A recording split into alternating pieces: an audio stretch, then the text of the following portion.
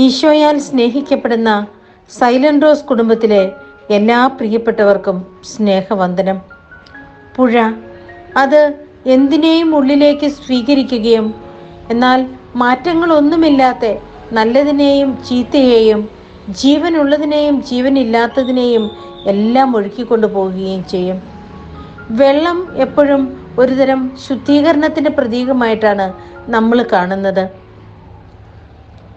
ഈശോ പറഞ്ഞതിനെക്കുറിച്ച് നമ്മൾ പ്രാർത്ഥനാപൂർവം ധ്യാനിക്കുമ്പോൾ ഇന്നത്തെ വചനം, ഇപ്പോൾ ഇത് സമ്മതിക്കുക, അങ്ങനെ സർവ്വനീതിയും പൂർത്തിയാക്കുക നമുക്ക് ഉചിതമാണ് എന്ന് ജ്ഞാനസ്നാനത്തിൻ്റെ സമയത്ത് സ്നാപക യോഹന്നാനോട് ഈശോ പറഞ്ഞ വാക്കുകളാണ്.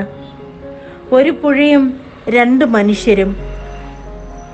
ഇവിടെ ഒരാൾ അപരനെ തിരിച്ചറിയുന്നു ദൈവത്തിൻ്റെ പുത്രനാണെന്ന്.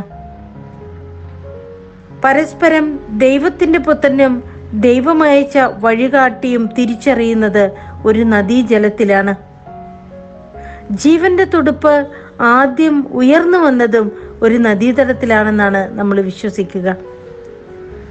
ഈശോയുടെ സ്നേഹവും കാരുണ്യവും ഈ ഭൂമിയിൽ ജീവിക്കുന്ന ഓരോ മനുഷ്യനും സർവ്വനീതിയും പൂർത്തിയാക്കി കൊടുക്കും എന്നതിൻ്റെ ഒരു തെളിവ് കൂടിയായിരുന്നു അവിടുത്തെ ജ്ഞാനസ്നാനം.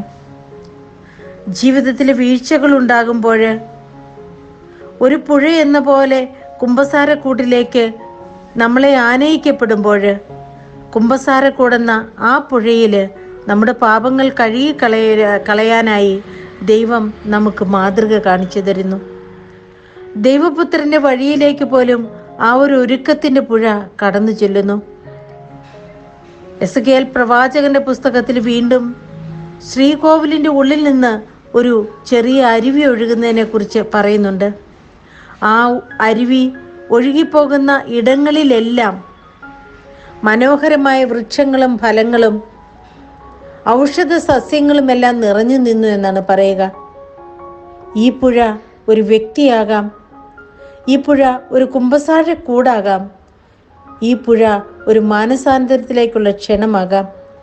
ഈ പുതുവർഷക്കാലത്ത് ഈശോയുടെ ഈ വചനം ശ്രവിക്കുമ്പോൾ നമ്മുടെ മനസ്സിലുള്ള ഭാരങ്ങളെ കഴുകിക്കളയുവാനും നന്മയായതിലേക്ക് ഒഴുകിയെത്താനും നമ്മുടെ മനസ്സിൻ്റെ പാപബന്ധനങ്ങൾ ഒരു കുമ്പസാരക്കൂടെന്ന അരുവിയിൽ പുഴയിൽ കളയാനും ഈശോ നമ്മളെ ക്ഷണിക്കുകയാണ്.